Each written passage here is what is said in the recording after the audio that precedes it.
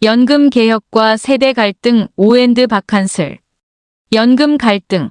노인의 사회적 역할 재정립으로 풀어가야. 다음 세대에게 부담 떠넘기는 연금 개혁에 젊은 세대 반발. 연금 갈등. 노인을 어떻게 대우하고 어떻게 받아들일지 합의하는 계기 되어야. 노인이라는 인구 집단이 이렇게 늘어난 건 지극히 현대적인 일. 노인, 사회적 역할 경제적 역량 소실되면서 사회적 성원권 상실.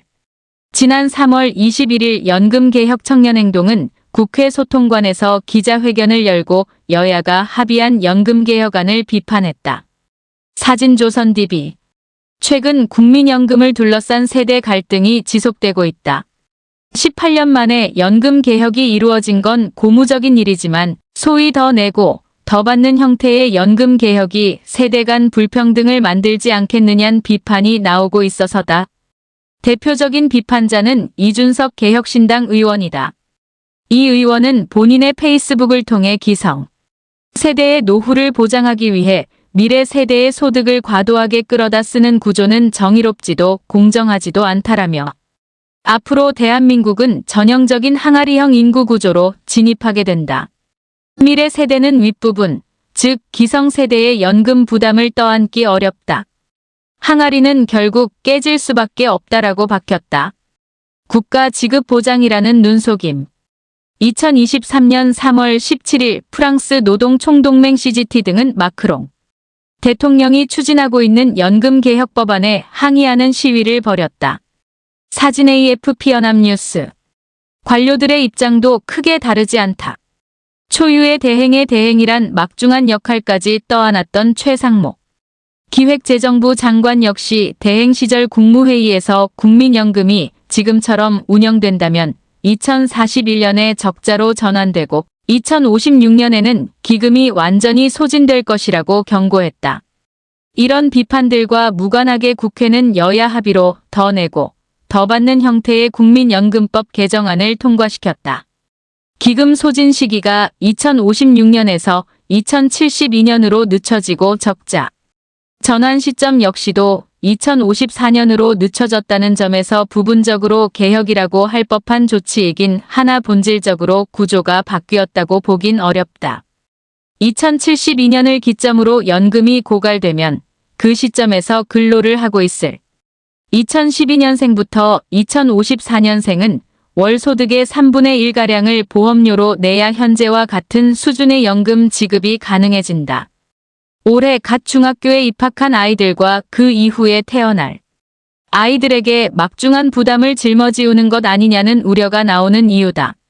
이런 비현실적 보험료 인상 시나리오를 벌충하기 위해 국가가 연금 지급을 보장하라는 국가 지급 보증이 법률에 명문화되었으나 세금 역시 미래 근로 세대가 내는 돈이란 걸 고려하면 눈속임에 불과하다. 법이 통과되었음에도 계속해서 여진이 이어지는 이유다. 문제는 이것이 비단 우리나라만 겪는 일이 아니라는 점이다. 가장 유명한 사례는 아마도 프랑스의 연금 개혁을 둘러싼 갈등일 것이다.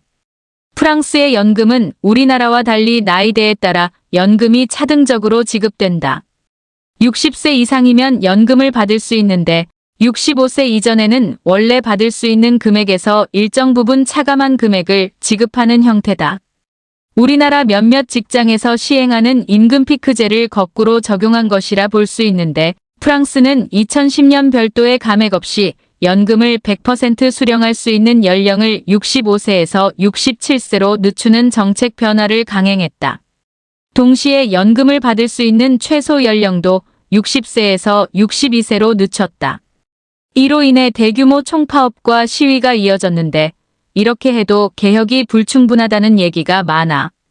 2023년에는 재차 연금 수령 가능 연령을 62세에서 64세로 늦추는 개혁을 진행해 큰 사회적 갈등을 빚었다. 1990년대 독일, 2000년대 일본, 2010년대 이탈리아도 마찬가지다. 우리나라를 포함한 이들 국가에서 연금 갈등이 계속 빚어지는 이유는 두 가지다. 좁게는 사회보험이라는 제도 자체가 인구 증가를 전제하고 설계되었다는 점 때문이지만 조금 더 넓은 시각에서 살피면 노인 문제라는 게 지극히 현대적인 현상이라는 점을 이해해야 한다. 각각을 차례대로 살펴보자. 부가식 사회보험. 현대적 사회보험의 창시자 비스마르크. 사회보험의 기원은 독일 제국 1871만 1918으로 거슬러 올라간다. 독일 제국의 수상이었던 오토 폰 비스마르크는 보수적인 통치 체계와는 별개로 의료보험과 산업재해보험, 연금보험을 도입해 복지국가의 기틀을 세웠다. 그 이면에 자리 잡은 동기는 사회주의와의 전쟁이었다. 19세기 말 유럽은 산업화에 따른 노동자 계급의 성장과 함께 마르크스주의를 기반으로 한 사회주의 공산주의 운동이 확산되던 시기였다. 특히 독일 내에서는 사회민주당의 SPD 조직적 세력으로 성장하며 기존 지배 질서에 위협이 되었다. 비스마르크는 사회주의 운동을 강경하게 탄압하는 한편 사회주의자들의 주요 주장인 노동자의 삶의 질 향상을 국가가 일부 수용함으로써 국민이 사회주의의 품으로 넘어가는 것을 저지하고자 했다. 애초 이런 목적으로 도입된 사회보험이다 보니 재원은 국가와 사용자인 기업, 그리고 노동자 3자가 비용을 분담하는 형태로 충당해 국가가 노동자를 보호한다는 것을 명확히 했다. 그런데 여기에 맹점이 하나 있었다. 재정적으로만 따지면 재원을 수십 년 모아 적립된 금액을 순차적으로 지급하는 형태가 가장 이상적이라고 할 수 있으나 이런 식이면 보험료를 납부하는 시민들이 보험의 효용을 느끼는데 수십 년이 걸린다. 게다가 초기 재원 마련을 위한 국가의 부담도 크다. 사회주의로부터 국가를 지키기 위해 사회보험을 고안한 입장에선 과도한 국가의 재정 부담도 지나치게 늦어지는 국민들에 대한 혜택도 모두 부적절한 결과다. 그러니 그 해에 거둔 돈으로 해당 연도에 필요한 지급액을 모두 충당하자는 부가식 보험이 자리를 잡았고 이것이 지금까지 이어지는 사회보험의 보편적인 형태가 됐다. 재정보단 이념이 앞선 선택이었다. 문제가 되는 건 적립된 재원 없이 그때그때 필요한 금액을 걷는 방식으로 연금을 충당하는 체계가 피라미드형 인구구조라는 대전제 없이는 성립하기가 어렵다는 것이다. 부가식 사회보험은 본질적으로 우리에게 친숙한 개와 닮았다. 20명의 개원이 개를 꾸려 매달 10만 원씩 갯돈을 붓는다고 해보자. 그러면 그 달에 갯돈을 타는 한 명을 제외하곤 매달 190만 원의 갯돈이 모인다. 한 명 정도는 갯돈으로 최소한의 생계를 유지할 수도 있을 정도의 금액이다. 그런데 한 번에 2명이 갯돈을 타간다면 어떨까? 180만 원을 둘이 나누니 90만 원이고 이것만으로 한 달을 살라고 하기엔 너무 팍팍하다. 그러니 무언가 다른 대책을 강구해야 한다. 이것이 1970년대 즈음에 발생한 일이다. 1900년대 초반까지만 하더라도 서유럽 지역에서 인구 전체 기준 노인이 차지하는 비율은 대략 5% 수준에 불과했다. 20명 중 1명꼴이다. 그런데 1970년대 즈음부터는 노인이 전체 인구에서 차지하는 비율이 10%로 올라갔다. 갯돈 낼 사람이 점차 늘어나는 걸 전제로 설계된 부가식 사회보험의 지속 가능성에 대해 의문이 제기될 수밖에 없었다. 하여 대안으로 제안된 게 적립식 사회보험이다. 적립식 보험의 골자는 가입자별로 계좌를 별도로 구분해 해당 계좌에 납입된 금액과 그 수익만큼만을 노후 연금으로 지급하는 방식이다. 싱가포르의 CPF. 싱가포르의 중앙적립기금 CPF이 가장 대표적이라 할 수 있는데 CPF도 우리나라 국민연금처럼 법적으로 가입과 납부가 의무화되어 있다. 근로자들은 월 소득의 20% 정도를 CPF 계좌에 납부하고 고용주는 여기에 짝을 맞춰 17% 정도의 금액을 함께 납입한다. 결과적으로 월 소득의 37% 정도가 꼬박꼬박 개인연금 계좌에 쌓이는 시기다. 납입 기간과 소득 수준에 따라 다르긴 하지만 이렇게 납입한 금액을 최종적으로 연금으로 돌려받을 때는 중산층 기준으로 소득의 3040% 수준이니 우리 국민연금이 목표로 하는 43% 수준에 조금 못 미치는 정도다. 후속 세대에게 기대지 않고도 이런 수준의 보장이 가능한 이유는 적립식 보험인 CPF와 연계된 싱가포르 국부펀드 GIC 덕분이다. CPF는 싱가포르 국민들에게서 거둔 보험료를 이용해 싱가포르 특별국채 SGS를 매입하고 해당 특별국채는 GIC에 투자되어 수익을 발생시킨다. 이를 통해 안정적으로 불어난 연금 재정이 싱가포르 국민들의 노후를 책임지는 구조다. 우리나라에서도 많이 가입하는 개인형 퇴직연금 IRP 같은 금융상품과 유사하다고 할 수 있다. 다만 이런 방식은 연금액이 개인이 납입한 금액에 비례하는 구조라 사회보험으로서의 성격을 가진다고 보긴 어렵다. 공동체 내에서 위험 분담을 위해 사회보험을 꾸리는 것인데 기여한 만큼만 가져가라는 건 부조의 원칙에서 지나치게 벗어난 형태다. 그래서 등장한 게 바로 혼합형이다. 657만 원 납부하고 1억 2천만 원 수령. 혼합형 사회보험이란 적립식과 부가식을 조합한 형태의 사회보험이다. 우리나라 국민연금은 표면적으로는 적립식의 형태를 띠고 있으나 싱가포르의 CPF와 달리 명시적으로 본인 계좌에 납입된 금액과 그 수익금만큼을 연금으로 수령하는 형태는 아니다. 예를 들어 월 30만 원의 국민연금을 10년간 납입했다고 해보자. 그렇다면 실제로 내가 수령하는 금액은 매월 32만 원 정도로 납입한 금액보다는 크다. 문제는 국민연금이 종신 지급을 약속하고 있다는 점이다. 예컨대 국민연금을 50세에 가입해 60세까지 10년간 붓고 61세부터 연금을 수령하기 시작했다면 70세만 되어도 내가 그간 낸 금액을 모두 되돌려 받는다. 71세부터 사망 기간까지는 온전한 수익 구간이다. 납부한 금액은 물론 그 금액에 따른 수익금을 사망 시까지 계속 받는다는 말이다. 한데 이렇게 수익금을 계속해 지급하게 된다면 누군가는 이 수익금에 따른 빈자리를 채워줘야만 한다. 이런 이유에서 국민연금은 일정 부분 부가식 보험의 성격을 띈다. 그래서 혼합형이다. 최근 논란이 된 어느 연금 수령자의 사례가 대표적인데 해당 연금 수령자는 99개월간 657만 원가량을 납부하고 2001년부터 연금 수급자가 되어 2024년 1월까지 총 1억 2천만 원가량의 연금을 수령했다. 적립식 보험의 계산으로만 따져봐도 납입액에 비해 20배 정도의 수익을 올린 셈이다. 국민연금 도입 초창기의 이례적 사례라고 치부하고 넘길 수도 있지만 현행 제도도 보험료율과 소득 대체율의 차이가 지나치게 크다는 점을 고려하면 지속 불가능한 건 마찬가지다. 현행 보험료율을 기준으로 하면 25년간 매월 30만 원을 납부하고 은퇴 이후 80만 원을 받는다. 단순 셈으로는 연금을 10년만 수령해도 납부한 금액을 모두 돌려받는 식이다. 그런데 우리나라 사람들의 기대 수명은 평균 84세다. 60세에 은퇴해도 24년인데 납부한 금액 이상을 수령하니 이에 대한 그 비용을 누군가 부담해야만 한다. 그 누군가가 바로 후속 세대다. 연금 자동 조정 장치. 이런 재정 파탄을 막기 위해선 적극적인 개혁 조치가 도입되어야 한다. 대표적인 게 바로 이웃나라 일본에서도 운영 중인 연금 자동 조정 장치다. 우리에겐 고이즈미 주니치로 전 총리가 야스쿠니 신사 참배와 같은 숱한 역사 갈등으로 익숙하다 보니 그를 일본 보수화의 주역으로만 기억하는 경향이 있다. 하지만 일본 내에서는 다르다. 그는 우리 또한 본받아야 할 만한 다양한 사회개혁을 남겼다. 특히 2004년에 그의 주재로 도입한 연금 자동 조정 장치는 현재까지도 굳건하게 유지되는 일본 후생연금 제정을 만들어낸 1등 공신이다.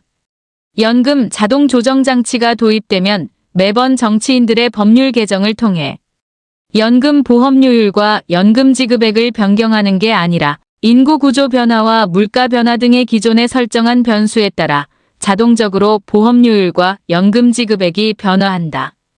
이렇게 2004년 13.58%이던 보험료율은 순차적 인상을 거듭해 2017년 이후 18.3%로 유지되고 있다. 정치적 문제 때문일 테지만 연금 보험료율 인상이 부담된다면 차라리 자동 조정 장치와 같은 수단이라도 도입했어야 했다. 애초에 적립식이라는 형태를 유지할 것이었다면 이보다 훨씬 전에 연금 보험료율을 대폭 인상하기라도 했어야만 했다. 하지만 누구도 결단을 내리지 못했고 그 결과로 나온 게 이번에 더 내고 더 받는 형태의 초라한 개혁이다.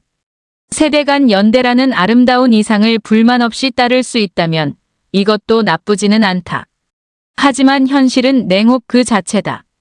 한국갤럽의 여론조사 결과에 따르면 이번 국민연금 개혁안에 대한 찬성은 38%에 그쳤다. 이뿐일까? 20대와 30대에서는 반대율이 60%에 육박했다. 최소한 젊은 세대에선 반 이상이 세대 간 연대라는 이상에 동의하지 못한다는 얘기다. 그렇다면 여기서 한 가지 짚어봐야 할 부분이 있다. 젊은 층은 왜 이토록 노령 인구에 대한 지원에 반감을 갖고 또 노인들 스스로도 일정 부분 겸연쩍음을 느끼는 걸까? 시민권의 발전 단계. 사회학자 토머스 험프리 마셜 T. H. 마셜은 1950년 저서 시민권과 사회계급에서 시민권이라는 개념을 구체화했다. 마셜은 사회의 온전한 구성원으로 인정받으려면 세 단계의 권리 발전이 있어야 한다고 본다. 첫 번째는 시민적 권리다. 재산권, 표현의 자유, 법 앞이, 평등 등 전통적인 서구 사회의 국가와 시민 대립에서 쟁취해낸 소극적 자유권이다. 두 번째는 정치적 권리다. 사회의 구성원이라면 선거권, 피선거권을 포함한 정치 참여 권리를 행사할 수 있어야만 한다. 마지막은 사회적 권리다. 최소한의 교육, 최소한의 의료, 최소한의 주거와 같은 인간다운 삶을 위해 필요한 사회적 권리를 오롯이 누릴 수 있어야 비로소 사회적 구성원으로 인정받을 수 있다. 성원권을 가진 공동체 구성원이라면 당연한 일이다. 하지만 이러한 접근은 공동체 바깥의 사람들을 배제하는 효과 또한 내포하고 있다. 예컨대 불법 체류자에 대한 의료를 고려해보자. 인간이라면 생명이 위협을 받는 상황에서 의학적 도움을 받을 권리가 있다고 생각되는 사람들이라도, 즉 불법 체류자가 국내에서 건강보험을 도용해 몰래 진료를 받았다는 기사를 접하면 화가 날 것이다.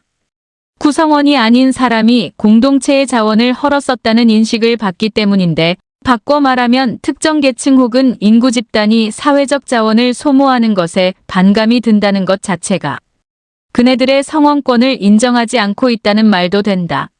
노인 인구 집단 증가는 현대적 현상. 이런 상황을 노인 집단에게 적용해보자. 비단 우리나라뿐만이 아니라 산업화된 현대사회에서는 많은 국가가 노인들의 성원권을 제대로 인정하지 않는 방향으로 나아가고 있다. 이유는 크게 세 가지다. 첫 번째는 애초 노인이라는 인구 집단이 이렇게 늘어난 게 지극히 현대적인 일이기 때문이다. 1930년까지만 하더라도 영국의 평균 수명은 60세를 밑돌았다. 전쟁의 영향과 상대적으로 높았던 영아 사망률도 고려해야 하지만 장수하는 노인 자체가 그리 많지 않았다. 평균 수명이 70세를 넘기 시작한 게 1965년이니 노인이라는 인구 집단이 유의미하게 커지기 시작한 것도 그 즈음부터다.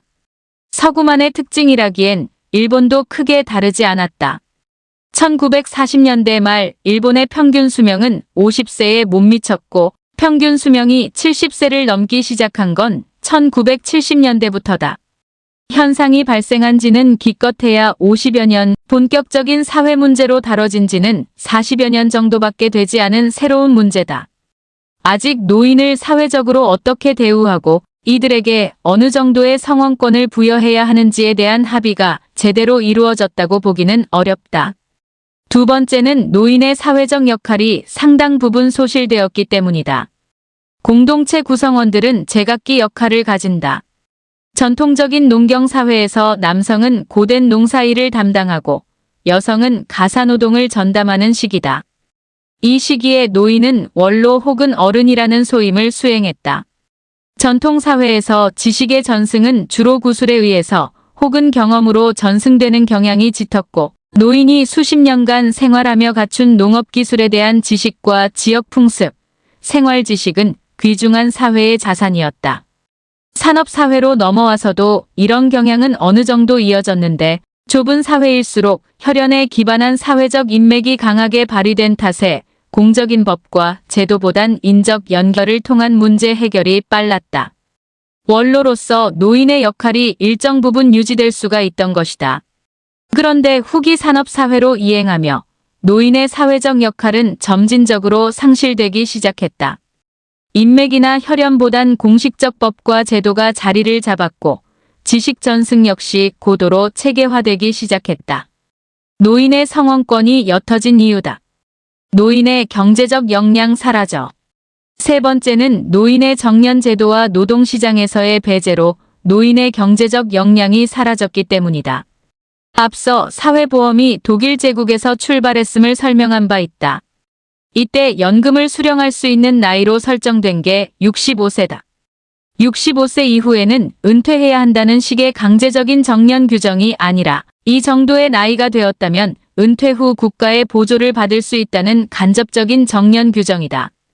이후 서구와 북미에서 65세에 대한 정년이 점차 자리를 잡았고 일본에서도 65세 정년이 자리를 잡으며 우리나라에도 이런 제도가 그대로 이식됐다.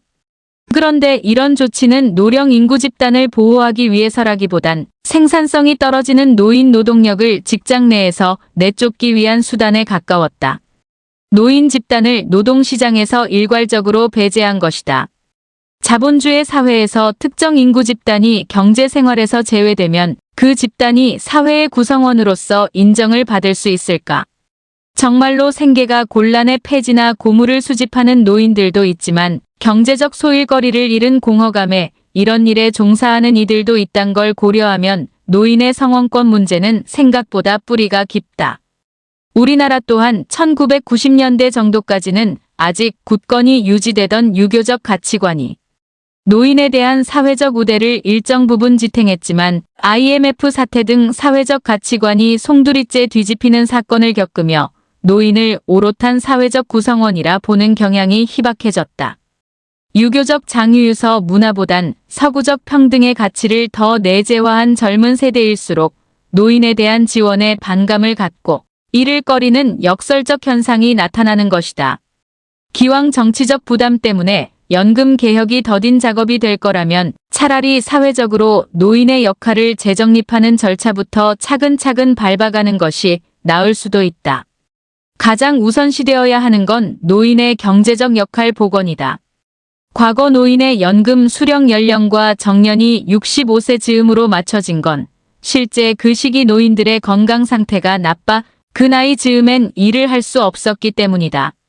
이를 의학적으로는 노쇠-FRAILTY라 부르는데 당뇨병이나 고혈압 같은 만성질환이 관리되지 않을수록 그리고 고된 육체 노동 등으로 인해 인체의 예비력 리저브이 떨어질수록 노쇠의 정도는 가팔라진다. 연금 개혁 전 노인 역할 정립부터 택배 일을 하는 노인. 노인들이 적당한 소일거리가 될 수 있는 일을 하게 하는 것은 세대 간 갈등 해소에 도움이 될 것이다. 사진조선 DB. 일찍부터 만성질환을 관리하고 예전과 같은 고된 육체 노동에 만성적으로 시달리지 않는 요즈음의 노인들은 과거 노인에 비해선 노쇠 정도가 훨씬 양호하다. 실제로 법정 노인 연령대가 되었다고 무조건 은퇴하고 경제활동을 멈춰야 하는 게 아니다. 물론 이들이 바뀌어가는 산업 질서에 빠르게 적응하길 바라는 건 어려울 수 있다. 식당에서 키오스크 조작법을 두고도 쩔쩔매는 노인들이 존재하는 게 사실이고 최근 인공지능의 발전에 힘입어 산업 분야의 디지털화는 앞으로 더욱 가속화될 개연성이 높다. 하지만 모든 노동이 이렇게 재편된다고 볼 수는 없다. 되레 노인이 더 능숙하게 할 수 있는 형태의 육체 노동 일자리들은 인력 수급의 난항을 겪을 수도 있다. 고령화의 반대말은 저출산이고 노동시장에 신규로 진입하는 젊은이들이 줄어들면 그 자리가 공백으로 남을 수밖에 없기 때문이다. 임금이 그리 높지는 않더라도 사회적 성원권을 회복하기엔 적당한 소일거리가 충분히 남아있을 수 있다. 이마저도 여의치 않다면 손자나 손녀를 돌보는 돌봄 노동에 손을 보탤 수도 있다. 이 역시 사회적 역할이고 가족과 국가에 대한 기여다. 사회에서 노인의 자리를 어떻게든 발굴해 채워줘야만 하는 것이다. 이런 사회적 역할 재정립이 제대로 이루어진다면 연금 갈등도 조금은 완화될 수도 있다. 성원권을 가진 동등한 사회 구성원이 약자로 전락했을 때 그에 대한 기여가 조금은 더 너그러워질 수 있기 때문이다. 이번 연금 개혁을 둘러싼 갈등을 계기로 누가 더 내고 누가 더 받느냐는 1차원적인 논의를 넘어 우리 사회가 노인을 어떻게 대우하고 또 어떻게 받아들일지를 합의하는 계기가 마련되었으면 좋겠다.